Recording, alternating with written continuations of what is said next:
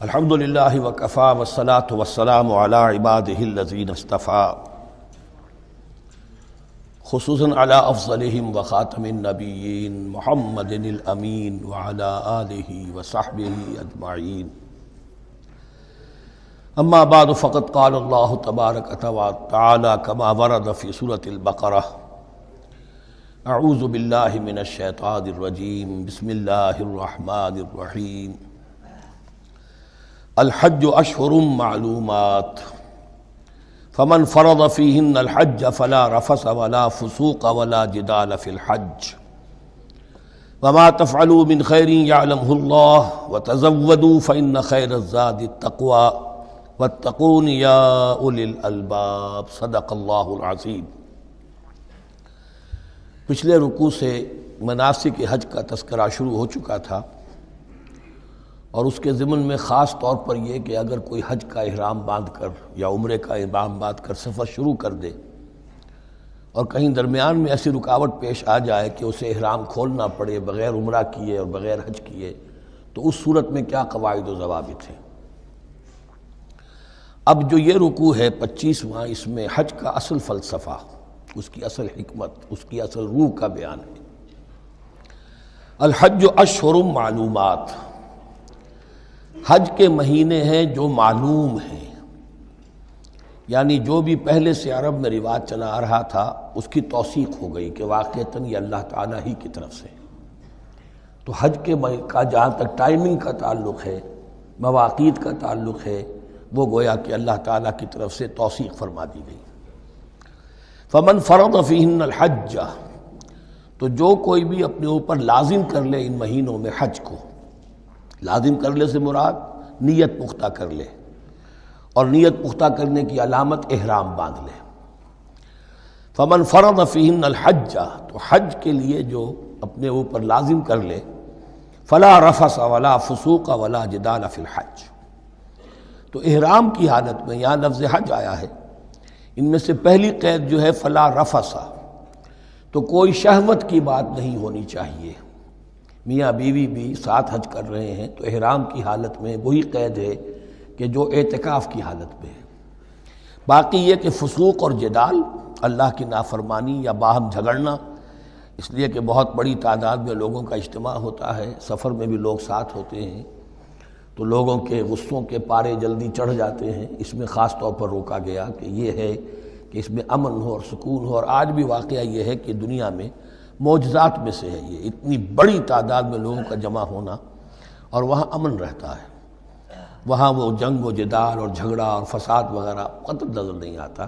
یا تو یہ کہ پچھلے دنوں میں کچھ سیاسی اعتبار سے کوئی مہمیں اٹھائی گئی ہیں،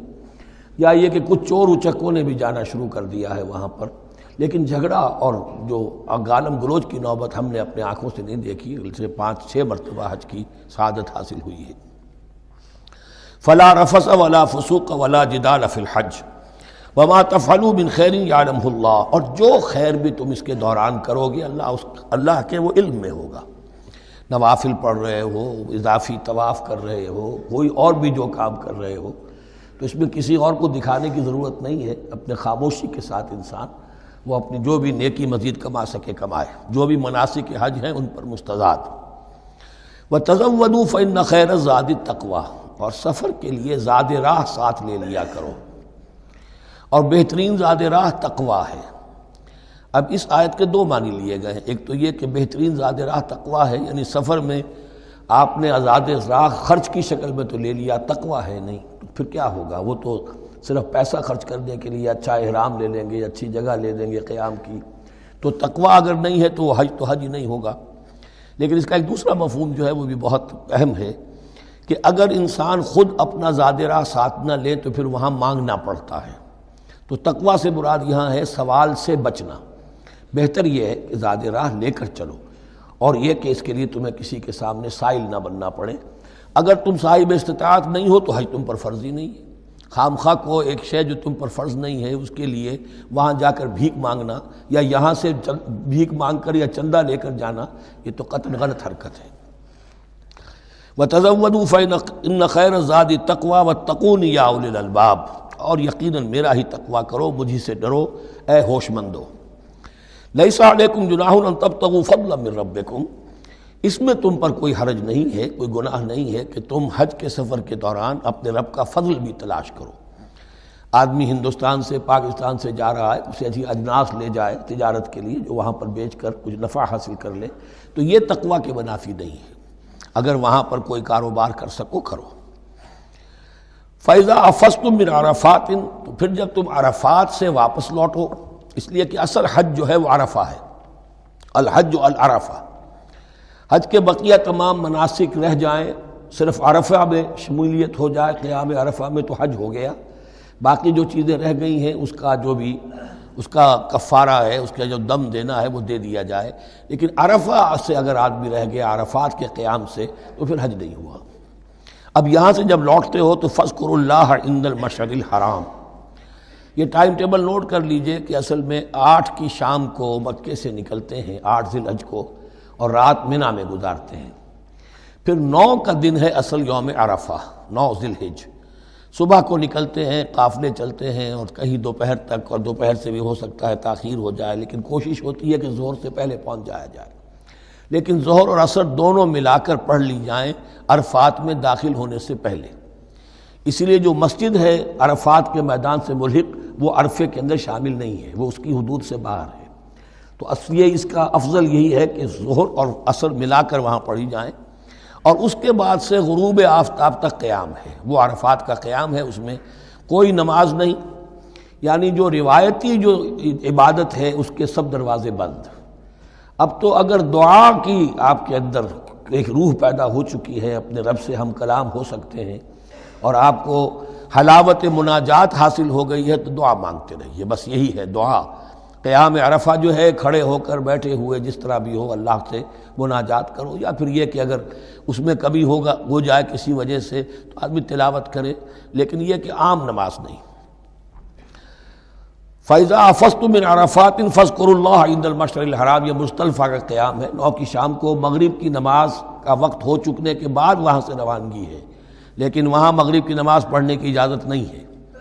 اب جاؤ اور مغرب اور عشاء دونوں جمع کرو اس میں مشعر حرام یعنی مزدلفہ میں۔ وَاذْكُرُوهُ كَمَا هَدَاكُمْ، اور یاد کرو اسے، ذکر کرو جیسے کہ تمہیں اس نے ہدایت دی ہے۔ اس سے مراد ہے کہ جو کچھ اللہ کے رسول نے تمہیں سکھایا ہے، ذکر کے جو طور طریقے ہیں، اس کے لیے جو بھی طریقے ہیں وہ اللہ نے ہدایت دی اپنے رسول کے ذریعے۔ وَإِن كُنتُم مِّن قَبْلِهِ لَمِنَ الضَّالِّينَ، اور یقیناً اس سے پہلے تو تم گمراہ لوگوں میں سے تھے، تمہیں معلوم نہیں تھا، حج کی شکل باقی رہ گئی تھی، اس کی روح ختم ہو گئی تھی،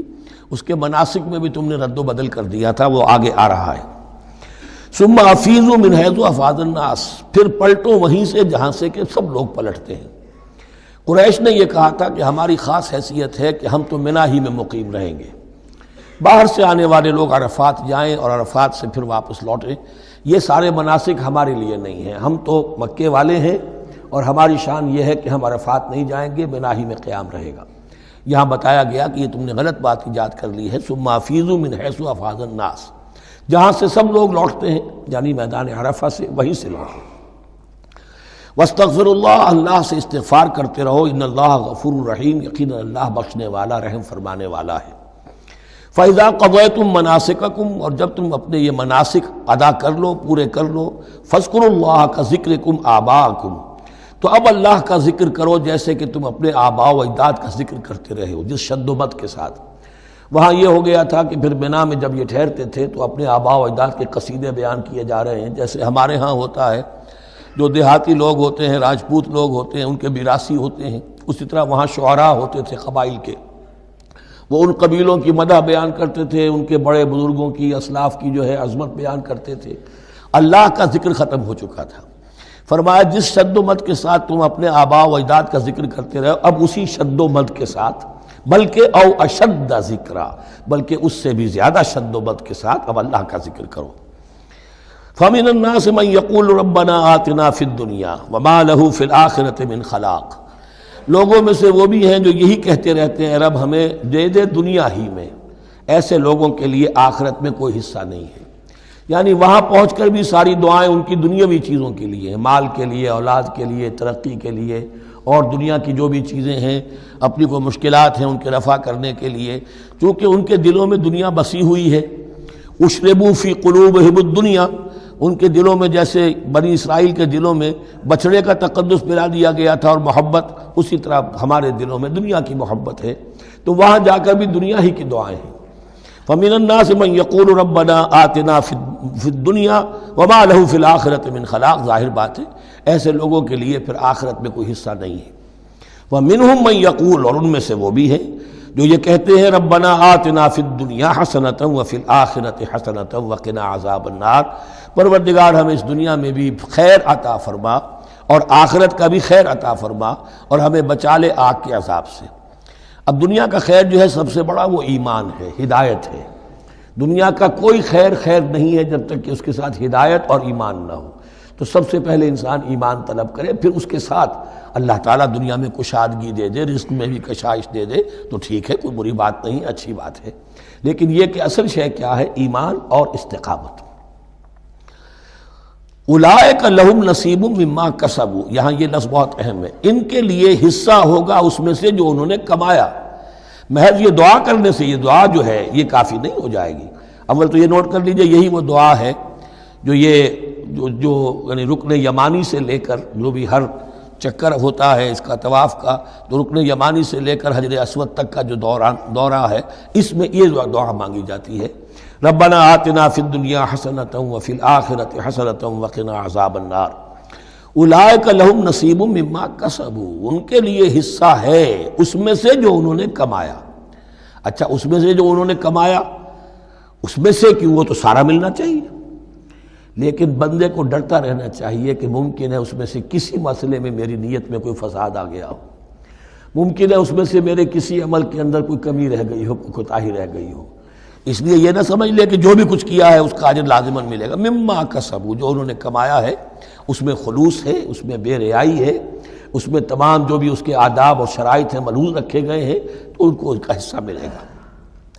واللہ سریع الحساب، اور اللہ تعالیٰ کو حساب چکانے میں دیر نہیں لگتی، بہت جلدی حساب کر لے گا۔ اب تو ہمارے سامنے نقشے موجود ہیں، کمپیوٹرز ہیں، کتنی جلدی حساب ہو جاتا ہے، تو اللہ کے ہاں تو پتہ نہیں کیسا سپر کمپیوٹر ہوگا کہ اسے حساب نکالنے میں دیر نہیں لگے گی۔ وَاذْكُرُوا اللَّهَ فِي أَيَّامٍ مَّعْدُودَاتٍ، اور ذکر کرو اللہ کا گنتی کے چند دنوں میں۔ یہ لفظ یہاں پر پھر آ گیا ہے اس بات کی وضاحت کے لیے جو میں نے عرض کیا تھا کہ ابتدائی جو حکم تھا روزے کا، ایام معدودات، وہ 3 دن کے روزے تھے، اس لیے کہ یہاں بھی معدودات کا لفظ آیا ہے، فی ایام معدودات، اور سب کو معلوم ہے یہ 3 دن ہیں، 11ویں 12ویں 13ویں تاریخ جو ہے ذی الحج کی، کہ پھر یوم نحر کے بعد 3 دن یہاں پر قیام ہے، مبیت ہے، تو وہ 3 دن ہے ایام معدودات۔ فمن تعجل فی یومین، تو جو کوئی 2 دن ہی میں جلدی سے واپس آ جائے، فلا اثم علیہ، یعنی 3 دن پورے نہیں کرتا، 2 دن ہی میں واپسی کو اختیار کر لیتا تو کوئی گناہ اس پر نہیں ہے۔ ومن تأخر، اور جو پیچھے رہے یعنی 3 دن کی مقدار پوری کر لے، فلا اثم علیہ لمن اتقی، تو اس پر بھی کوئی گناہ نہیں، لیکن شرط ہے تقوی۔ جو 2 دن میں چلا گیا تقوی تھا تو بھی اللہ تعالیٰ کے ہاں اس کا اجر محفوظ ہے، جو 3 دن رہا تقوی ہے، تیسرے دن اس نے کچھ اور ہی حرکتیں نہ شروع کر دی ہوں، جی اکتایا ہوا ہے اور طبیعت کے اندر جو ہے وہ ٹھہراؤ نہیں ہے، تو وہ تیسرا دن اس کے لیے کوئی خاص مفید نہیں ثابت ہوگا۔ لیکن یہ کہ اصل شے جو ہے اللہ کے ہاں جو چیز کے شرط لازم ہے قبولیت کے لیے وہ تقوی ہے۔ لمن اتقی واتقوا اللہ واعلموا انکم الیہ تحشرون، اور اللہ کا تقوی اختیار کرو اور یہ مستحضر رکھو اپنے ذہن میں کہ تمہیں اسی کی جانب جمع کر دیا جائے گا، تم سب کے سب ہانک کر لے جاؤ گے اسی کی جناب میں۔ وَمِنَ النَّاسِ مَن يُعْجِبُكَ قَوْلُهُ فِي الْحَيَاةِ الدُّنْيَا، اب یہ منافقین میں سے ایک گروہ کا خاص ایک تذکرہ ہو رہا ہے۔ ایک منافق تو ہوتے تھے کہ جو عام ہیں، ان کی زبانوں پر بھی نفاق واضح طور پر ظاہر ہو جاتا تھا، اور ایک قسم کے منافق وہ ہوتے تھے بڑے چاپلوس، چرب زبان، کہ ان کی گفتگو دیکھیے تو وہ تو بڑے مخلص ہیں اور بڑے ہی فداکار ہیں اور بڑے ہی آپ کے ساتھ ان کا تعلق جو ہے وہ نیک نیتی پر مبنی ہے، ان کی زبانیں جو ہیں معلوم ہوتا ہے کہ اس میں تو سب گھی شکر گھلا ہوا ہے، لیکن یہ کہ ان کا کردار انتہائی خراب ہوتا ہے، اور پھر وہ جب واپس جاتے ہیں باتیں کرنے کے بعد یا باتیں بنانے کے بعد تو ان کا کردار جو ہے وہ فساد پر مبنی ہوتا ہے۔ وَمِنَ النَّاسِ مَن يُعْجِبُكَ قَوْلُهُ فِي الْحَيَاةِ الدُّنْيَا، اور لوگوں میں سے ایسے بھی ہیں جن کی باتیں تمہیں بڑی اچھی لگتی ہیں دنیا کی زندگی میں، وَيُشْهِدُ اللَّهَ عَلَى مَا فِي قَلْبِهِ، اور وہ اللہ کو بھی گواہ ٹھہراتا رہتا ہے، میں جو کچھ کہہ رہا ہوں اللہ جانتا ہے، میں خلوص سے کہہ رہا ہوں، میں بالکل اپنی نیک نیتی سے کہہ رہا ہوں، اللہ جانتا ہے۔ وَهُوَ أَلَدُّ الْخِصَامِ، حالانکہ فی الواقع وہ دشمن ہے بہت سخت، الد بہت شدید، اور خصام خصم دشمن کے لیے آتا ہے۔ وَإِذَا تَوَلَّى، جب وہ پیٹھ موڑتے جاتا ہے، سعى فِي الْأَرْضِ، اب وہ زمین میں جو بھاگ دوڑ کرتا ہے، لِيُفْسِدَ فِيهَا، اس میں فساد مچائے، وَيُهْلِكَ الْحَرْثَ وَالنَّسْلَ، اور ہلاک کرے، کہیں کسی کی کھیتی جلا دی، کہیں کسی کا کوئی جانور جو ہے وہ ختم کر دیا، مار دیا۔ وَاللَّهُ لَا يُحِبُّ الْفَسَادَ، اللہ تعالیٰ کو فساد بالکل پسند نہیں ہے۔ وَإِذَا قِيلَ لَهُ اتَّقِ اللَّهَ، جب ایسے شخص سے کہا جاتا ہے کہ تو اللہ کا خوف کرو، اللہ سے ڈرو، تم باتیں ایسی کرتے ہو، عمل تمہارا یہ ہو رہا ہے، سوچو تو صحیح۔ اخذته العزت بالاسم، تو اس کو اپنی عزت نفس، جھوٹی عزت نفس گناہ پر اور جما دیتی ہے۔ ایک شخص وہ ہوتا ہے جس سے خطا ہو گئی، غلطی ہو گئی، اس نے اپنی خطا تسلیم کر لی تو اصلاح کر لے گا۔ ایک وہ ہے کہ جو کیسے مان لوں میری غلطی ہے، اس کی جھوٹی انا جو ہے اور جو اس کی جھوٹی عزت نفس ہے وہ اسے اور گناہ کے اوپر چپکا دیتی ہے۔ اخذته العزت بالاسم، اس کو اور اس پر جامد کر دیتی ہے۔ فحسبه جہنم، تو اس کے لیے تو اب کافی ہے جہنم ہی۔ وَلَبِئْسَ الْمِہَادُ، اور یقیناً وہ بہت برا ٹھکانہ ہے۔ روایات میں آتا ہے کہ ایک شخص خاص تھا، اخنس ابن شریق، اس کا یہ کردار ہے، لیکن یہ کہ یہ تو یوں سمجھیے کہ شان نزول کے اعتبار سے یہ بات ٹھیک ہے، اور یہ کہ تعویل خاص میں اس کو بھی سامنے رکھیں گے، لیکن یہ وہی ہے، کردار ہے، یہ کردار ہر جگہ آپ کو ملے گا۔ اصل میں کردار کو پہچاننا چاہیے اور اس کے حوالے سے اللہ تعالیٰ سے ہدایت طلب کرنی چاہیے کہ اس کردار سے اللہ تعالیٰ ہمیں اپنی حفظ ایمان میں رکھے۔ وَمِنَ النَّاسِ مَن يَشْرِي نَفْسَهُ ابْتِغَاءَ مَرْضَاتِ اللَّهِ، قرآن کا یہ عام اسلوب ہے کہ تقابل ضرور کرتا ہے، فوری تقابل۔ تو اس میں لوگوں میں سے وہ بھی ہیں جو اپنے آپ کو بیچ دیتے ہیں اللہ کی رضا جوئی کے لیے، اپنا تن من دھن، ان صلاتی و نسکی و محیایا و مماتی للہ رب العالمین۔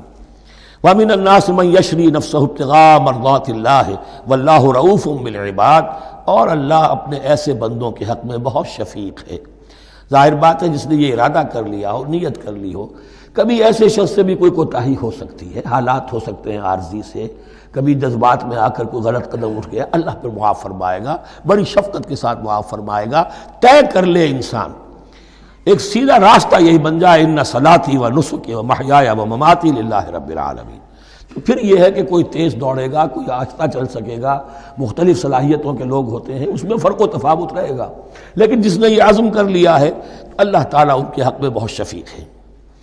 یا ایھا الذین آمنوا ادخلوا فی السلم کافہ، اے اہل ایمان اسلام میں داخل ہو پورے کے پورے۔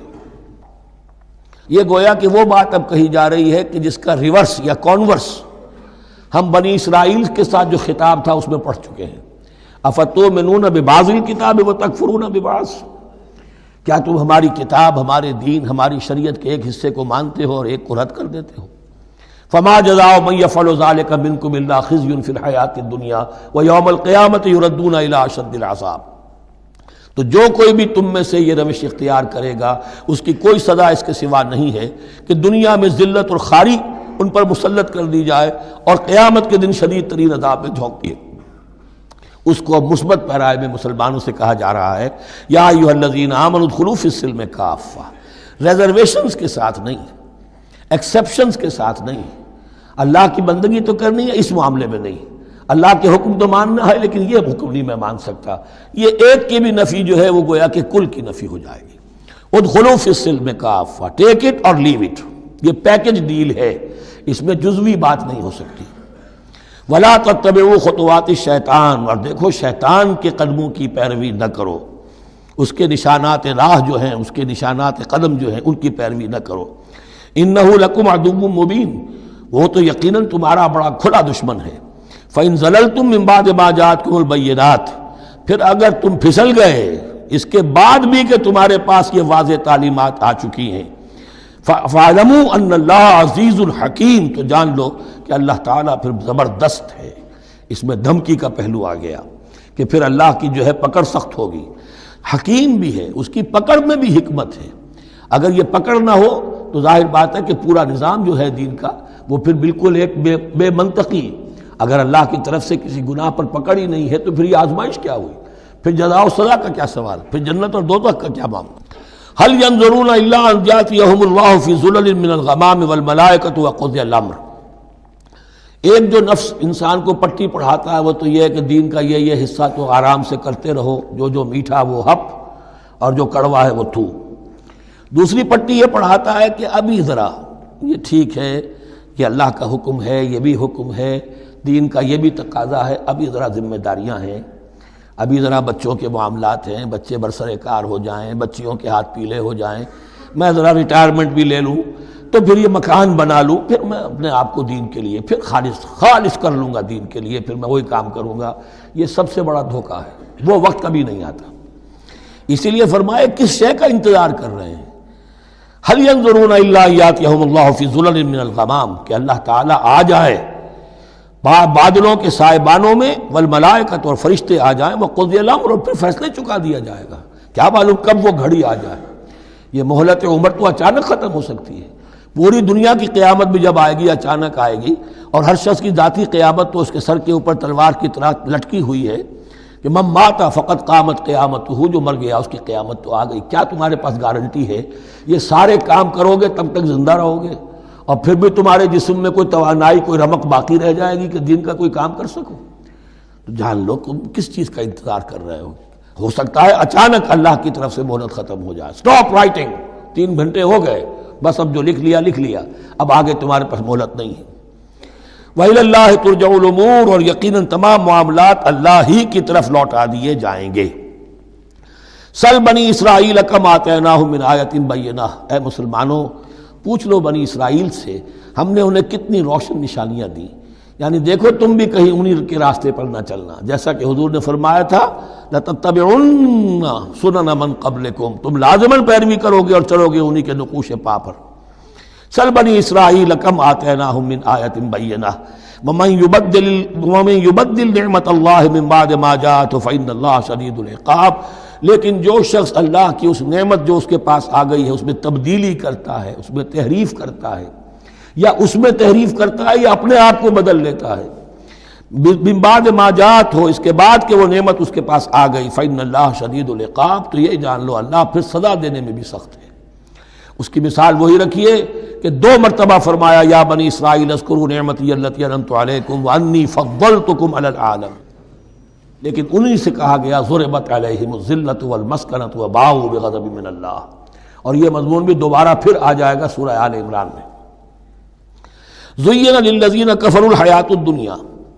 ان کافروں کے لیے دنیا کی زندگی جو ہے بڑی مزین کر دی گئی ہے، ان کے نگاہوں میں کھب گئی ہے، یہاں کی چمک دمک ہے، شان و شوکت ہے، لمبی لمبی کاریں ہوں، چمکیلی نئے ماڈل کی، بڑی اونچی اونچی بلڈنگیں ہوں، حویلیاں ہوں، اعلیٰ کوٹھیاں ہوں، اب یہ ساری چیزیں کس کو اچھی نہیں لگتی،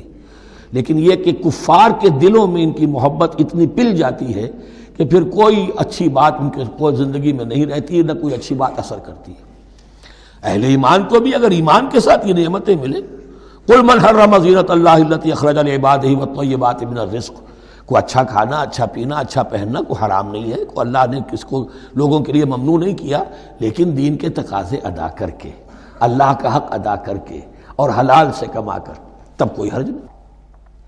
زین للذین کفروا الحیاۃ الدنیا، کافروں کے لیے دنیا کی زندگی کو مزین کر دیا گیا ہے۔ وہ حدیث بھی ذہن میں لے آئیے کہ ان الدنیا سجن المومن و جنت الکافر، یہ دنیا جو ہے مومن کے لیے ایک قید خانہ اور جنت اور کافر کے لیے باغ ہے۔ وَيَسْخَرُونَ مِنَ الَّذِينَ آمَنُوا، اور وہ مذاق اڑاتے ہیں اہل ایمان کا، دیکھو ان فینیٹکس کو، ان پاگلوں کو، ان بیوقوفوں کو۔ وَيَسْخَرُونَ مِنَ الَّذِينَ آمَنُوا وَالَّذِينَ اتَّقَوْا وَالَّذِينَ اتَّقَوْا فَوْقَهُمْ يَوْمَ الْقِيَامَةِ، اور جن لوگوں نے تقویٰ کی روش اختیار کی تھی قیامت کے دن اب وہ ان کے اوپر ہوں گے، اور بلکہ ہمیں سورہ مطففین میں تو آگے چل کر پتہ چلے گا پھر اہل ایمان ان کا مذاق اڑائیں گے۔ واللہ یرزق من یشاء بغیر حساب، اور اللہ تعالیٰ رزق عطا فرمائے گا جس کو چاہے گا بغیر حساب، یہ جنت کی طرف اشارہ ہے۔ اب یہ جو آیت آ رہی ہے پھر ایک طویل آیت ہے، جسے میں نے عرض کیا تھا بڑے بڑے حسین اور خوشنما حکمت کے اور علم کے اور معرفت کے پھول جو ہیں وہ اس بنتی میں بن دیے گئے ہیں۔ دو کلڑیاں یعنی شریعت، عبادات اور معاملات، دو لڑیاں انفاق اور جہاد، قتال، جہاد بالمال، جہاد بالنفس، اور ان میں یہ پھول آ جاتے ہیں عظیم۔ اس کو میں نے عنوان دیا ہے آیت الاختلاف، آیت الآیات، آیت البر، اور یہ آیت الاختلاف۔ اختلاف کیوں ہوتا رہا ہے؟ اور یہ بہت اہم ہے، اس لیے کہ جو وحدت ادیان کا فلسفہ دنیا میں کچھ لوگوں کی طرف سے پیش ہوتا ہے، اس کا ایک حصہ صحیح ہے اور ایک حصہ غلط ہے۔ صحیح کون سا ہے، غلط کون سا ہے، وہ اس حدیث، اس آیت سے معلوم ہوگا۔ کان الناس امۃ واحدۃ، اس میں کوئی شک نہیں، پہلے تو انسان سب کے سب ایک امت تھے، حضرت آدم کی نسل، حضرت آدم نبی ہیں تو امت تو ایک ہی تھی، جب تک کہ ان کے اندر گمراہی پیدا نہیں ہوئی، اختلافات نہیں ہوئی، شیطان نے کچھ لوگوں کو نہیں ورگلایا، اس وقت تک تو کان الناس امۃ واحدہ، تمام انسان ایک ہی امت تھے۔ اب یہاں پہ سمجھ لیجئے کہ یہاں اس کے بعد ایک حرف محذوف ہے، ثم اختلفوا، پھر ان میں اختلافات ہوئے، فساد پیدا ہوا، کچھ لوگوں نے گمراہی کی روش اختیار کر لی، ایک بیٹا اگر حابیل تھا تو دوسرا قابیل بھی تھا۔ فبعث اللہ النبیین مبشرین ومنذرین، تو اب اللہ نے نبیوں کو بھیجنا شروع کیا جو بشارت دیتے تھے نیکوکاروں کو اور جو خبردار کرتے تھے غلط کاروں کو۔ وانزل معهم الکتاب بالحق لیحکم بین الناس فیما اختلفوا فیہ، اور اللہ نے ان کے ساتھ کتاب نازل فرمائی اپنی، تاکہ وہ حق کے ساتھ نازل فرمائی، تاکہ وہ فیصلہ کر دے لوگوں کے مابین ان امور میں جن میں انہوں نے اختلاف کیا تھا۔ وَمَا اخْتَلَفَ فِيهِ إِلَّا الَّذِينَ أُوتُوهُ مِن بَعْدِ مَا جَاءَتْهُمُ الْبَيِّنَاتُ بَغْيًا بَيْنَهُمْ، اور پھر جو اختلاف کیا ان میں سے تو نہیں کیا اختلاف کرنے والوں نے مگر جن کو کہ وہ کتاب دی جا چکی تھی، ہدایت دی جا چکی تھی، من بعد ما جاءتهم البینات، اور اس کا سبب کیا تھا؟ بغیم بینہم، یہ لفظ میں نے پہلے بھی نوٹ کروایا تھا، بغیم بینہم، دی ارج ٹو ڈومینیٹ، زدم زدہ، سارا فساد دنیا میں جو ہوتا ہے دی ارج ٹو ڈومینیٹ، آدمی جو ہے میں اس کی بات کیوں مانوں، یہ کیوں نہ میری مانے، یہ ہے کہ جس میں جو بھی سربراہی اور بالادستی حاصل کرنے کی جو ایک انسان کے اندر ایک ہے، امنگ ہے، یہ امنگ رکھی گئی ہے انسان میں، جہاں انسان کے اندر اچھے میلانات رکھے گئے، برے بھی رکھے گئے، نفس بھی تو انسان ہی میں ہے، اس لیے کہ انہی کی درمیان حق و باطل کی کشمکش چلتی ہے انسان کے باطن میں، حق و باطل کی ایک کشاکش انسان کے باطن میں چلتی ہے، ایک خارج میں چلتی ہے۔ تو فرمایا پھر ہم نے اپنے رسول بھیجنے شروع کیے، فبعث اللہ النبیین مبشرین ومنذرین وانزل معهم الکتاب بالحق لیحکم بین الناس فیما اختلفوا فیہ وما اختلف فیہ الا الذین اوتوہ من بعد ما جاءتهم البینات بغیا بینہم فہدی اللہ الذین آمنوا لما اختلفوا فیہ من الحق باذنہ۔ تو اب اس کے بعد اللہ تعالی نے ہدایت دی ان لوگوں کو جو ایمان لائے ان چیزوں کے بارے میں جس میں کہ وہ اختلاف کر چکے تھے حق سے، اپنے حکم سے اللہ نے ان کو ایمان کی طرف ہدایت فرما دی۔ واللہ یہدی من یشاء الی صراط مستقیم، اور اللہ ہدایت دیتا ہے جس کو چاہتا ہے سیدھے راہ کی طرف۔ لیکن اس کا دوسرا ترجمہ یہ بھی ہوگا اللہ ہدایت دیتا ہے اس کو جو چاہتا ہے، من یشاء، من یشاء میں اللہ کی مشیت بھی ہے اور جو ہدایت کا طالب ہوتا ہے، واللہ یہدی من یشاء، جو چاہتا ہے اس ہدایت کا طالب ہوگا، یہ اللہ کے ذمے ہے، اللہ نے اسے اپنے اوپر ایک ذمہ داری سمجھا ہے کہ اس کو یقیناً ہدایت دے گا۔ والذین جاہدوا فینا لنہدینہم سبلنا، جو ہمارے راستے میں کوششیں کریں گے، حق کی طرف بڑھنا چاہیں گے، ہم لازماً ان کو راستہ دکھائیں گے، اپنے راستوں کی طرف ان کی رہنمائی کریں گے، یہ اللہ نے اپنے ذمے لیا۔ ام حسبتم، اب بڑی سخت آیت آ رہی ہے، یہ بھی بڑی لرزا دینے والی آیت ہے۔ اب دیکھیے صحابہ کرام میں سے ایک بڑی تعداد تھی کہ جو مکے کی سختیاں جھیل کر آئے تھے، مہاجرین، ان کے لیے تو اب جو بھی مراحل آئندہ آنے والے تھے وہ کوئی ایسے ثقیل نہیں تھے، ایسے مشکل نہیں تھے، وہ سختیاں تو وہاں نہیں انہوں نے جھیلنی تھی کہ جو کہ مکے میں مہاجرین نے جھیلی تھی، تو اب ان سے ہے خاص طور پر روئے سخن، اگرچہ خطاب عام ہے اور یہ قرآن مجید میں عام طور پر آپ کو ملے گا کہ الفاظ عام ہیں، لیکن آپ اگر دیکھیں گے تو روئے سخن کسی خاص طبقے کی طرف ہے، تو یہاں در حقیقت ان کو بتایا جا رہا ہے۔ ام حسبتم ان تدخلوا الجنہ، کیا تم نے یہ سمجھا تھا کہ جنت میں داخل ہو جاؤ گے؟ ولما یاتکم مثل الذین خلوا من قبلکم، حالانکہ ابھی تک تو تمہارے اوپر وہ حالات و واقعات تو وارد ہی نہیں ہوئے جو ان پر ہوئے تھے جو تم سے پہلے تھے۔ مستہم الباساء، انہیں آ لیا، پہنچی ان کو سختی بھوک کی، والضراء اور تکالیف، وزلزلوا اور وہ ہلا مارے گئے، حتیٰ یقول الرسول والذین آمنوا معہ متی نصر اللہ، یہاں تک کہ پکار اٹھا وقت کا رسول اور جو ان کے ساتھ اہل ایمان تھے، کب آئے گی اللہ کی مدد، الا ان نصر اللہ قریب، اب انہیں یہ خوشخبری دی گئی کہ آگاہ ہو جاؤ اللہ کی مدد قریب ہے۔ یعنی اللہ آزماتا ہے، یہ وہی بات ہے جو اس سے پہلے آ چکی ہے 19ویں رکوع میں بالکل شروع میں، وَلَنَبْلُوَنَّكُمْ بِشَيْءٍ مِّنَ الْخَوْفِ وَالْجُوعِ وَنَقْصٍ مِّنَ الْأَمْوَالِ وَالْأَنفُسِ وَالثَّمَرَاتِ، ہم لازماً آزمائیں گے۔ یہ کوئی پھولوں بھرا راستہ نہیں ہے، پھولوں کی سیج نہیں ہے، حق کا راستہ ہے، یہ کانٹوں بھرا بستر ہے، کانٹوں بھرا راستہ ہے، اس کے لیے ذہناً تیار ہو جاؤ۔ در رہے منزل لیلا کہ خطر ہاست بسے، شرط اول قدمی نفس کے مجنوں باشی، دیکھ سمجھ کر آؤ۔ ام حسبتم ان تدخلوا الجنة ولما يأتكم مثل الذين خلوا من قبلكم مستهم الباساء والضراء وزلزلوا حتى يقول الرسول والذين آمنوا معه متى نصر الله الا ان نصر الله قریب۔ یہ آیت پھر مسلمانوں کو، صحابہ کرام کو سورہ صف میں یہ خوشخبری سنائی گئی، جبکہ غزوہ احزاب واقع ہو چکا تھا اور شدید ترین امتحان سے محمد الرسول اللہ اور ان کے صحابہ گزر چکے تھے کامیابی کے ساتھ، تب انہیں خوشخبری دی گئی ہے۔ سورہ صف اس وقت نازل ہوئی ہے، وَأُخْرَىٰ تُحِبُّونَهَا نَصْرٌ مِّنَ اللَّهِ وَفَتْحٌ قَرِیب، اب تمہارے لیے وہ خوشخبری ہے اے نبی، بشر المومنین، اپنے اہل ایمان ساتھیوں کو بشارت دے دیجئے کہ اب وہ وقت آ گیا ہے کہ اللہ کی نصرت کے دروازے کھلتے چلے جائیں گے۔ یسألونک ماذا ینفقون، یہ آپ سے پوچھ رہے ہیں کہ وہ کیا خرچ کریں، جو انفاق کے لیے کہا جا رہا ہے کیا خرچ کریں۔ تو انسان جو بھی بھلائی کے لیے خرچ نکالے اس میں سب سے پہلا حق کن کا ہے؟ قل ما انفقتم من خیر، کہہ دیجئے جو بھی تم خرچ کرو خیر میں سے، دولت میں سے، مال اسباب میں سے، فللوالدین، سب سے پہلا جو حق ہے وہ والدین کا ہے، والاقربین اور رشتہ داروں کا ہے، والیتامى اور یتیموں کا ہے، والمساکین اور محتاجوں کا ہے، وابن السبیل اور مسافر کا ہے، وما تفعلوا من خیر فإن اللہ بہ علیم، اور جو بھی خیر تم کماؤ گے، جو کام بھی اچھا کرو گے، جان لو وہ اللہ کے علم میں ہے۔ یہ ضرورت نہیں ہے کہ دنیا واقف ہو اس سے، تمہیں اگر اجر اللہ سے لینا ہے تو اللہ تو رات کے اندھیرے میں بھی دیکھ رہا ہے، اور تمہارے داہنے ہاتھ نے جو کچھ دیا ہے بائیں کو پتہ نہیں چلا تو اللہ کو تو پھر بھی پتہ چل گیا۔ اب یہ سخت آیت اور آ گئی، کتب علیکم القتال، اب میں نے کہا تھا نا کہ یہ لڑیاں جو ہیں چونکہ بٹی ہوئی ہیں تو ایک لال اور ایک پیلی اور ایک ہری اور ایک نیلی، تو یہ نظر آتی ہے ایک طرف سے کہ کٹے ہوئے ہیں رنگ، ان کو کھول دیں گے تو ہر لڑی مکمل ہو جائے گی، ایک گویا کہ تسلسل ہے۔ کتب علیکم القتال وہو کرہ لکم، مسلمانوں اب تم پر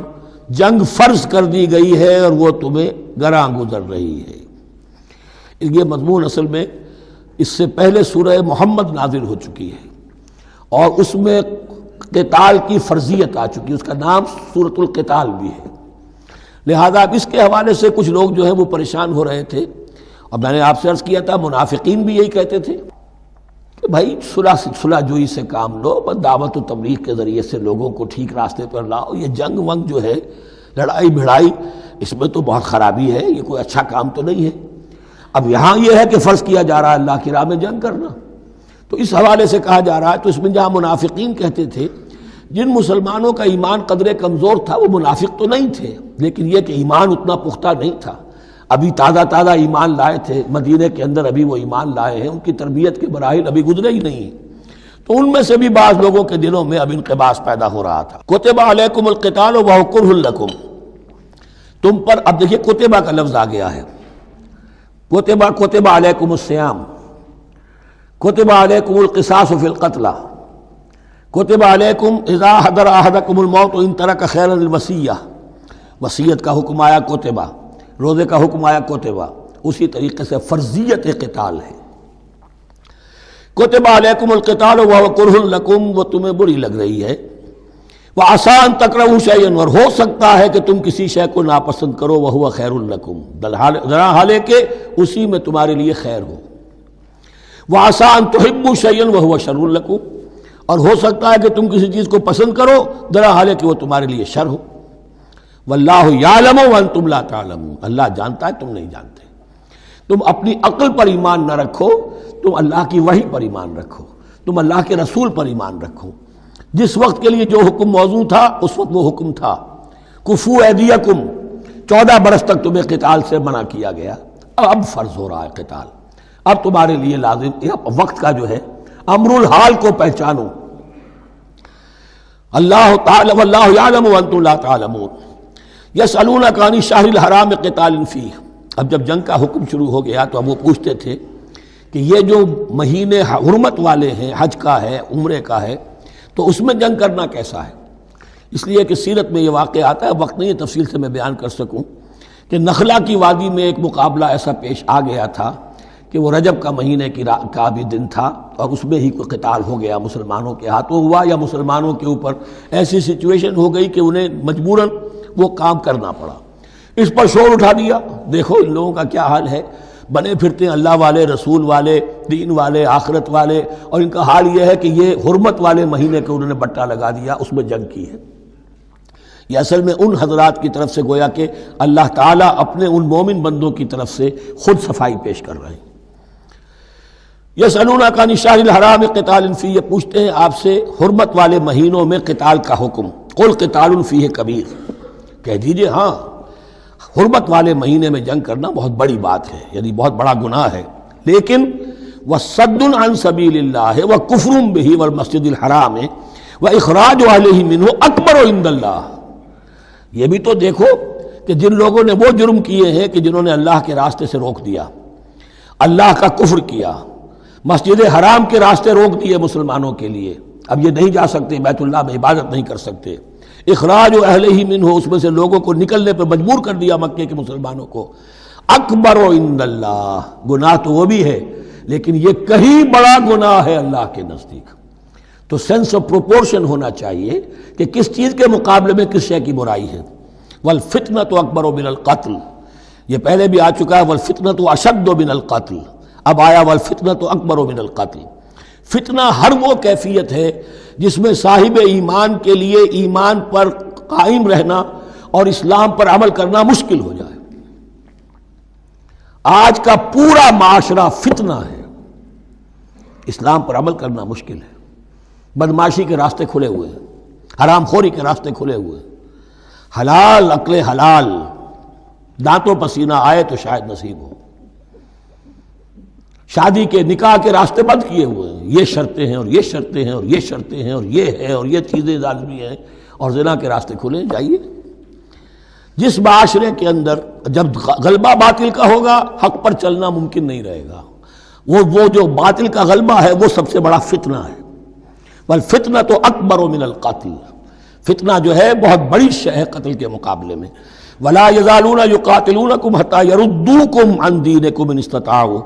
اور سن لو یہ لوگ تم سے جنگ کرتے رہیں گے یہاں تک کہ لوٹا دیں تمہیں اپنے دین سے، اگر وہ کر سکتے ہوں، وہ تو تلے ہوئے ہیں اس پر کہ تمہیں لوٹا کر لے جائیں گے اپنے دین سے۔ یہاں اشارہ ہو رہا ہے مشرکین مکہ کی طرف، کیونکہ اب یہ تمہید چل رہی ہے سورہ بقرہ کے اندر غزوہ بدر کے لیے، اب اس کے بعد غزوہ بدر ہونے والا ہے، اس کے لیے ذہنی تیاری۔ وَلَا يَزَالُونَ يُقَاتِلُونَكُمْ حَتَّى يَرُدُّوكُمْ عَنْ دِينِكُمْ إِنِ اسْتَطَاعُوا، وہ تو اپنی کوشش کرتے رہیں گے کہ تمہیں تمہارے دین سے پھرا کر لوٹا کر واپس لے جائیں اگر ان میں طاقت ہے۔ وَمَنْ يَرْتَدِدْ مِنْكُمْ عَنْ دِينِهِ، اور سن لو جو بھی کوئی تم میں سے پھر گیا، مرتد ہو گیا اپنے دین سے، فَيَمُتْ، اور اسی حالت میں اس کی موت آ گئی، وَهُوَ كَافِرٌ، کہ وہ کافر ہی تھا، فَأُولَٰئِكَ حَبِطَتْ أَعْمَالُهُمْ فِي الدُّنْيَا وَالْآخِرَةِ، تو یہ وہ لوگ ہوں گے کہ جن کے تمام اعمال دنیا اور آخرت میں حبط ہو گئے۔ پہلے کتنے ہی نیکیاں کی ہوئی تھیں، کتنے ہی نمازیں پڑھی ہوئی تھیں، کتنا ہی جو ہے انفاق کیا تھا، صدقات دیے تھے، کچھ بھی کیا، سب کا سب زیرو ہو جائے گا۔ وَأُولَٰئِكَ أَصْحَابُ النَّارِ هُمْ فِيهَا خَالِدُونَ، اور وہ ہوں گے جہنم والے اور رہیں گے اس میں ہمیشہ ہمیشہ۔ ان الذين آمنوا والذين هاجروا وجاهدوا في سبيل الله اولئك يرجون رحمت اللہ واللہ غفور رحیم، یقیناً وہی لوگ جو ایمان لائے اور جنہوں نے ہجرت کی اور جہاد کیا اللہ کی راہ میں، یہ وہ لوگ ہیں جو اللہ کی رحمت کے امیدوار ہیں۔ بڑا لطیف طنز ہے ان پر، جا رہے ہیں حرام کے راستے پر، اللہ رحمت فرمائے گا؟ اللہ رحمت نہیں فرماتا، اللہ کی رحمت کا مستحق بننا پڑتا ہے۔ اللہ کی رحمت کا مستحق وہی ہے، ان الذین آمنوا والذین ہاجروا وجاہدوا فی سبیل اللہ اولئک یرجون رحمت اللہ، وہ امیدوار ہیں اللہ کی رحمت کے، وہ امید کرے تو ان کی امید بجا ہے۔ واللہ غفور الرحیم، اور یقیناً اللہ تعالیٰ غفور الرحیم ہے۔ یسألونک عن الخمر والمیسر، اب دیکھیے یہاں سے شریعت کا جو بلو پرنٹ اب تیار ہونا شروع ہوا، کچھ احکام پہلے آ چکے اور کچھ احکام اب آ رہے ہیں، تو بیچ بیچ میں یہ لڑیاں جو ہیں کٹی ہوئی ہیں۔ یہ آپ سے پوچھ رہے ہیں نبی صلی اللہ علیہ وسلم شراب اور جوئے کے بارے میں، قل فیہما اسم کبیر، اے نبی ان سے کہہ دیجئے کہ ان دونوں کے اندر بہت بڑے گناہ کی پہلو ہے، ومنافع للناس، اور لوگوں کے لیے کوئی منفعتیں بھی ہیں، واسمہما اکبر من نفعہما، اور ان کا جو گناہ کا پہلو ہے وہ نفع کے پہلو سے بڑا ہے، بس یعنی اشارہ کر دیا کہ چھوڑ دو اس کو، اب تمہاری عقل سلیم کے حوالے معاملہ ہے، حقیقت تم پر کھول دی گئی، یہ ابتدائی حکم ہے لیکن حکم کے پیرائے میں نہیں، بس یہ ہے کہ کچھ فائدے بھی ہیں، وہ تو ہے میں سے غرض نشاط ہے کچھ روسیا کو، ایک گونا بے خودی مجھے دن رات چاہیے، اور میں کدے کی راہ سے ہو کر گزر گیا ورنہ سفر حیات کا بے حد طویل تھا۔ یہ حکمت سمجھ لیجئے کہ جوئے میں اور میسر میں کیا چیز مشترک ہے کہ دونوں کو جمع کیا گیا۔ شراب میں بھی انسان حقائق سے اپنے آپ کو منقطع کرتا ہے اور محنت سے جی چراتا ہے، He doesn't want to see the facts، مواجہہ کرنے کو تیار نہیں، فیس کرنے کو تیار نہیں ہے bitter facts آف لائف کو، تو میں ایک گونا بے خودی مجھے دن رات چاہیے۔ اور جوا بھی محنت کی نفی ہے، چانس، داؤ لگاؤ، ایک ہے محنت سے ایک آدمی کما رہا ہے، مشقت کر رہا ہے، کھوکھا ہے یا کوئی چھابڑی لے کے جا رہا ہے یا کچھ اور کام ریڑھی چلا رہا ہے، وہ اپنی کوئی کمائی کر رہا ہے، اور ایک یہ داؤ لگاؤ، داؤ سے کمانا،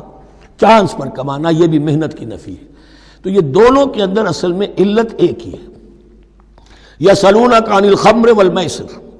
قل فیہما اسم کبیر ومنافع للناس واسمہما اکبر من نفعہما ویسألونک ماذا ینفقون قل العفو، اور یہ پوچھتے ہیں کتنا خرچ کریں، انفقوا انفقوا انفقوا وانفقوا فی سبیل اللہ ولا تلقوا بایدیکم الی التہلکہ، یہ آیت پر کل پڑھ چکے ہیں۔ اپنے آپ کو اپنے ہاتھوں ہلاکت میں نہ جھونکو، کتنا خرچ کرے، کچھ ہمیں مقدار بھی بتا دی جائے۔ فرمایا قول العفو، جو بھی تمہاری ضرورت سے زائد ہے۔ اللہ یہ بھی نہیں کرتا کہ اپنی ضرورتوں کو بھی تم پیچھے ڈال دو، نہیں، ضرورتیں اپنی پوری کرو، پھر جو اب تمہارے پاس ہے، اب یہ سمجھیے کہ جو ایک کمیونسٹ فلسفی ہے اس میں بھی ایک اصطلاح سرپلس ویلیو، ایک سرپلس ویلیو یہ ہے عفو، جو تمہاری ضروریات سے زائد ہے، یہ سرپلس ویلیو ہے، یہ اللہ کی راہ میں دے دو۔ اس کو بچا کر رکھنا جو ہے اللہ پر آپ بے اعتمادی کا اظہار کر رہے ہیں کہ اللہ کل نہیں دے گا مجھے، میں بچا کے رکھوں۔ یسألونک ماذا ینفقون قل العفو، لیکن اس میں یہ ہے کہ ضرورتیں کتنی ہیں، کیا ہے، اس کا کوئی پیمانہ مقرر نہیں کیا۔ یہ ہے باطنی روح، جس کے اندر اللہ کی محبت اور آخرت کا ایمان بڑھتا جائے گا، وہ اتنا ہی اپنی بیلٹ ٹائٹ کرے گا، اپنی ضرورتیں کم کرے گا، اپنے معیار زندگی کو پست کرے گا، اور زیادہ سے زیادہ جو ہے وہ اللہ کی راہ میں دے گا۔ لیکن اصول یہ ہے کہ ہر شخص یہ دیکھے کہ جو میری ضرورت سے زائد ہے اسے میں ریٹین نہ کروں، اسے میں دے دوں۔ اس انفاق پر پورے 2 رکوع آگے آنے والے ہیں سورہ مبارکہ میں۔ کذالک یبین اللہ لکم الآیات لعلکم تتفکرون، اسی طرح اللہ تعالیٰ اپنی آیات تمہارے لیے واضح کر رہا ہے تاکہ تم تفکر کرو، غور کرو، فی الدنیا والآخرہ، تمہارا یہ غور دنیا کے بارے میں بھی ہونا چاہیے، آخرت کے بارے میں۔ دنیا میں بھی اسلام رہبانیت نہیں سکھاتا، نہ کھاؤ نہ پیو، چلے کشی کرو، چلے جاؤ جنگلوں میں، نہیں۔ اسلام متمدن زندگی کی تعلیم دیتا ہے، گھر گھرستی ہے، شادی کرو، بیوی بچوں والے رہو، ان کے بھی حقوق کو ادا کرو، ان کا بھی پیٹ تمہیں پالنا ہے، تو تفکر فی الدنیا والآخرہ، آخرہ کے لیے۔ لیکن یہ کہ اس میں ریشو پروپورشن رہنی چاہیے، دنیا کی کتنی قدر و قیمت ہے، آخرت کی کتنی قدر و قیمت ہے، اس کو جان لو، اسی کے حساب سے ایلوکیشن اگر نہیں ہے تو پھر یہ کہ سینس آف پروپورشن اگر غلط ہو گیا تو ظاہر بات ہے کہ پھر ہر چیز تل پٹ ہو جائے گی۔ ایک دوا کے نسخے میں کوئی چیز زائد تھی کوئی کم تھی، آپ نے جو کم تھی اسے زیادہ کر دیا، جو زائد تھی کم کر دیا، تو اب ہو سکتا ہے کہ یہ نسخہ شفا نہ رہے، نسخہ ہلاکت بن جائے۔ وَيَسْأَلُونَكَ عَنِ الْيَتَامَىٰ، اور یہ آپ سے پوچھ رہے ہیں یتیموں کے بارے میں، قُلْ إِصْلَاحٌ لَهُمْ خَيْرٌ، اے نبی ان سے کہہ دیجئے ان کے لیے ان کی مصلحت کو پیش نظر رکھنا یہ ہے کہ جو بہتر ہے، نیکی ہے، بھلائی ہے۔ اصل میں سورہ بنی اسرائیل کی آیت جو ہے وہ لوگوں کے سامنے تھی، وَلَا تَقْرَبُوا مَالَ الْيَتِيمِ إِلَّا بِالَّتِي هِيَ أَحْسَنُ، مال یتیم کے قریب تک نہ پھٹکو، یعنی گڑبڑ کر لو گے اپنے اموال میں، اس میں سے یہ کہ ہو سکتا ہے کہ تمہارا ان کا کوئی مال تمہارے پیٹ میں چلا جائے، ہانڈی مشترک ہے، اب اس میں ظاہر بات ہے یتیم نے بھی کھانا ہے، تم نے بھی کھانا ہے، اچھی اچھی بوٹیاں تم نے کھا لی ہیں اور یتیم کے لیے جو ہے خرچہ تو پورا ڈال دیا، لیکن یہ کہ اس کے لیے بیچارے کے لیے چھچڑے چھوڑ دیے۔ تو یہ چیز روکنے کے لیے کہا گیا تھا مکی صورتوں میں وَلَا تَقْرَبُوا مَالَ الْيَتِيمِ إِلَّا بِالَّتِي أَحْسَنُ۔ اب صحابہ کے لیے تو یہ چیزیں ایسی تھیں کہ اشارہ ذرا سا ہو گیا اور انہوں نے اس پر عمل کیا، انہوں نے ہڈیاں علیحدہ کر دی تاکہ ان کا خرچہ بالکل علیحدہ رہے۔ اب اس میں تکلیف ہو رہی تھی، ایک گھر کے اندر ہی ایک یتیم ہے، اس کا خرچہ اس کے مال میں سے نکالا جا رہا ہے۔ فرمایا کہ یہ مقصد نہیں تھا، مقصد یہ تھا کہ تم ان کے مال ہڑپ نہ کر جاؤ۔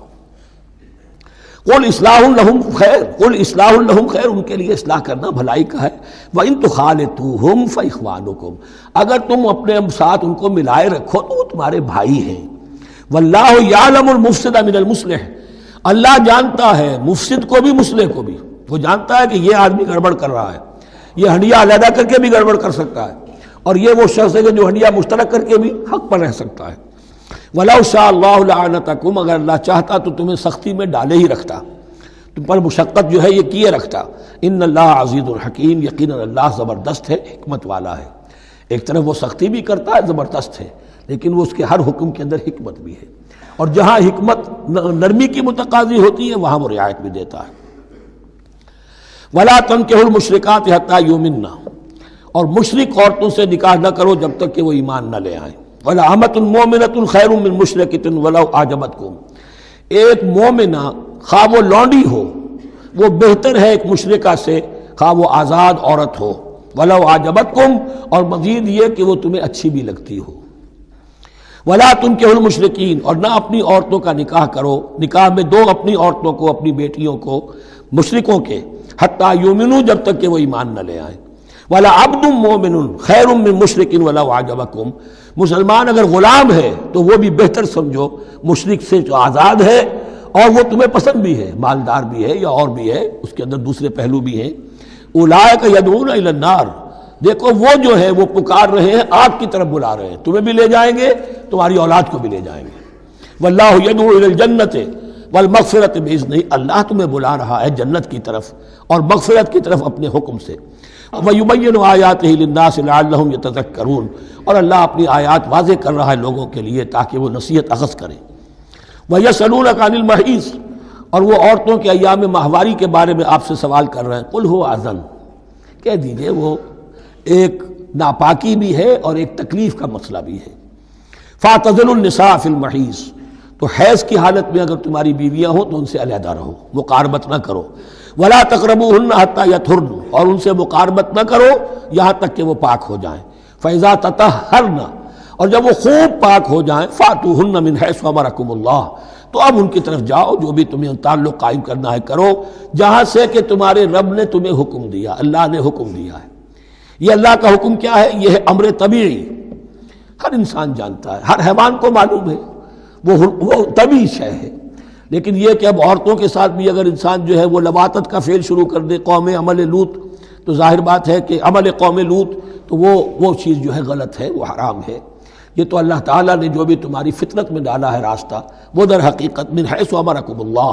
ان اللہ یحب التوابین و یحب المتطہرین، یقیناً اللہ محبت کرتا ہے بہت توبہ کرنے والوں سے اور بہت پاک بازی اختیار کرنے والوں سے، ان ناپاک چیزوں سے دور رہنے میں۔ نساؤکم حرث لکم، تمہاری بیویاں تمہارے لیے کھیتیوں کے مانند ہیں،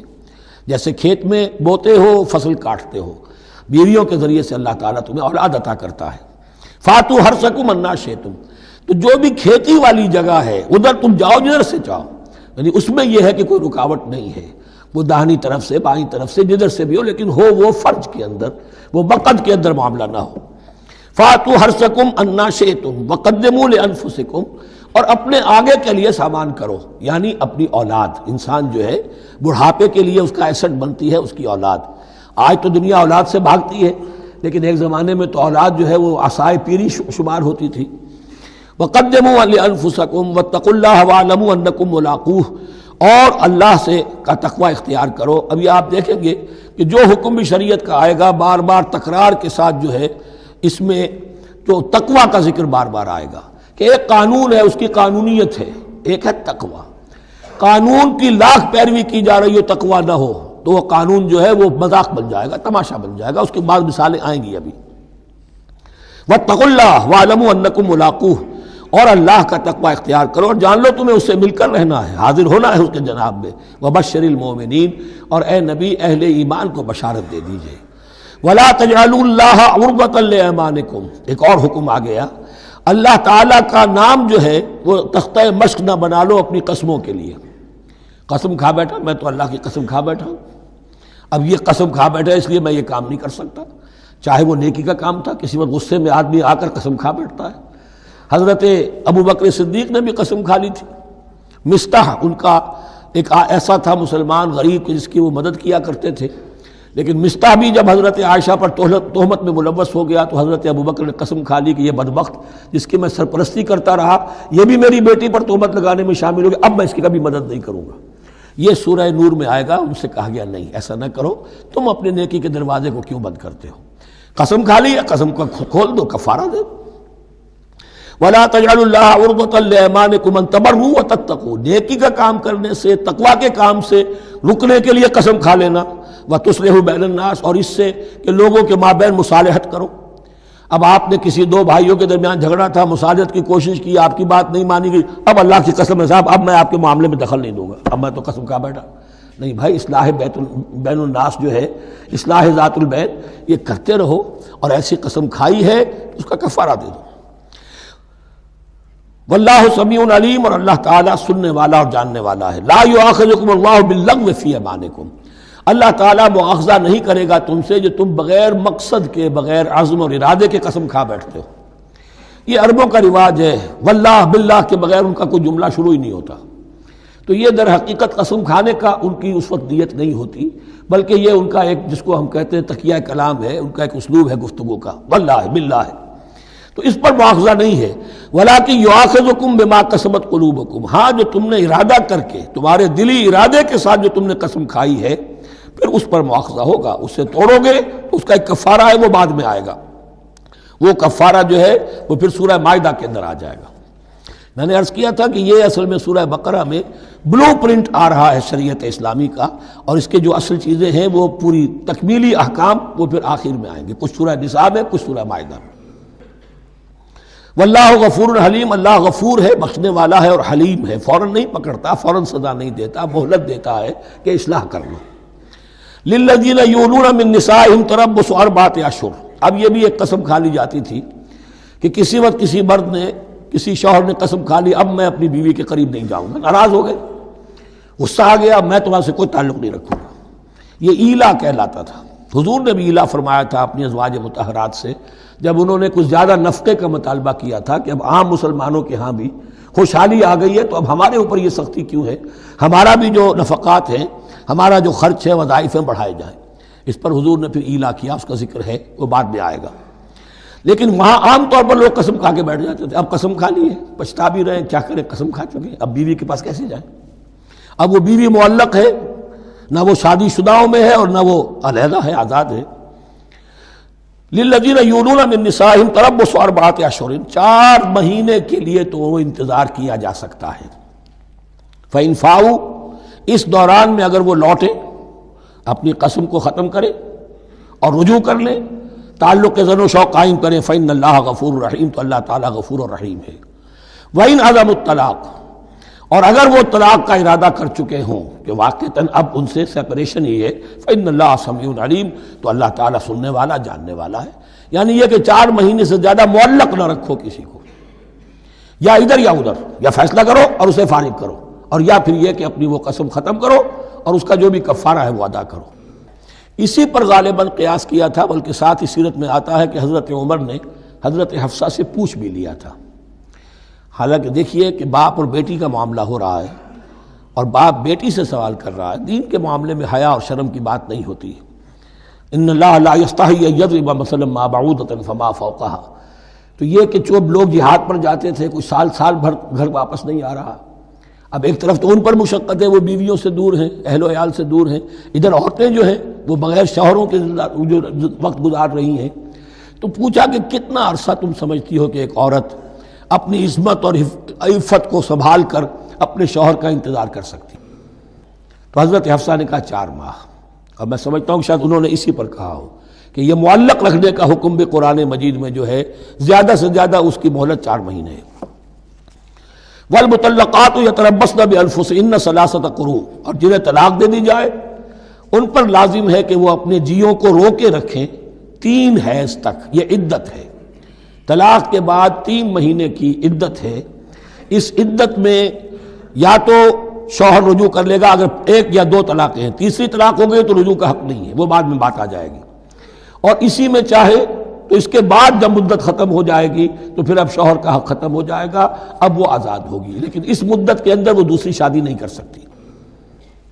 والمطلقات یتربصن بانفسهن 3 قروء ولا يحل لهن ان يكتمن ما خلق الله في ارحامهن، اور ان کے لیے یہ حلال نہیں ہے، جائز نہیں ہے کہ وہ چھپا لیں جو کچھ کہ اللہ نے پیدا کر دیا ہو ان کے ارحام میں۔ اگر حمل ٹھہر گیا ہے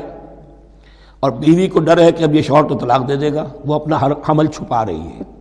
تاکہ پتہ ہی نہ چلے اس کو، کیونکہ وہ چاہے گی کہ بچہ میرے پاس رہے، بچہ بچی جو بھی ہو۔ ظاہر بات ہے کہ بچہ اور بچی جو ہے وہ ماں کے لیے تو جگر گوشہ ہے، اس کے جسم کا ٹکڑا ہے، اس کے جسم کا لوتھڑا ہے، تو وہ چھپانے کی ٹینڈنسی ہوتی ہے کہ وہ جھگڑا ہی نہ اٹھے۔ ولا يحل لهن ان يكتمن، ان کے لیے جائز نہیں ہے کہ وہ چھپائیں ما خلق اللہ فی ارحامہن، جو کچھ کے پیدا کر دیا ہے اللہ نے ان کے رحموں میں۔ ان کن یؤمن باللہ والیوم الآخر، اگر وہ فی الواقع ایمان رکھنے والی ہیں اللہ پر اور یوم آخر پر۔ وبعولتہن احق بردہن فی ذلک ان ارادوا اصلاحا، اور یہ جو عدت کی مدت ہے اس میں ان کے شوہروں کو حق حاصل ہے، زیادہ حقدار ہیں کہ انہیں لوٹا لیں، اسے رجعت کہتے ہیں، رجوع کیا جا سکتا ہے عدت کے اندر، لیکن تیسری طلاق کے بعد نہیں۔ پہلی طلاق، دوسری طلاق، اس کے بعد دونوں میں جو عدت ہوگی اس میں رجوع کر سکتا ہے شوہر، اس کا اختیار ہے۔ بیوی کو نہ کہنے کا اختیار نہیں ہے کہ اب تم طلاق دے چکے ہو، اب میں تمہاری بات ماننے کو تیار نہیں ہوں، اس کا اسے حق نہیں ہے۔ اسے پھر وہ مرد کا جو حق ہے وَبَعُولَتُهُنَّ أَحَقُّ بِرَدِّهِنَّ، وہ زیادہ حقدار ہے کہ انہیں لوٹا لے، فی ذالک، اس مدت کے اندر ان ارادوا اصلاحا، اگر وہ واقعتاً اصلاح ہی چاہتے ہیں۔ وَلَهُنَّ مِثْلُ الَّذِي عَلَيْهِنَّ بِالْمَعْرُوفِ، اور ان کے لیے حقوق ہیں جو کہ مناسبت سے ہیں ان کی ذمہ داریوں کے۔ وَلِلرِّجَالِ عَلَيْهِنَّ دَرَجَةٌ، اور مردوں کو ان پر ایک درجہ فوقیت کا، ایک درجہ فضیلت کا، ایک درجہ حقوق کا حاصل ہے۔ واللہ عزیز الحکیم، اور اللہ تعالی زبردست ہے اور حکمت والا ہے۔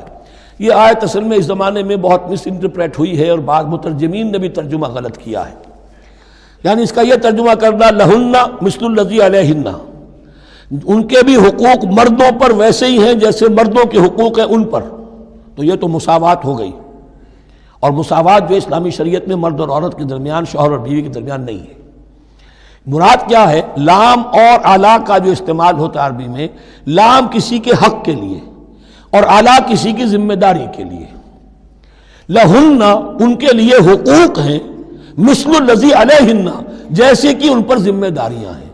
اللہ تعالیٰ نے جیسے ذمہ داری مرد پر ڈالی ہے ویسے حقوق اس کو دیے ہیں، جیسی ذمہ داری عورت پر ڈالی ہے اس کی مناسبت سے کورسپونڈنگلی پروپورشنیٹ جو ہے اس کو بھی حق دے دیے ہیں۔ اور اس بات کو کھول دیا، مساوات کہاں سے آئے گی؟ جب کہہ دیا وَلِلرِّجَالِ عَلَيْهِنَّ دَرَجَةٌ،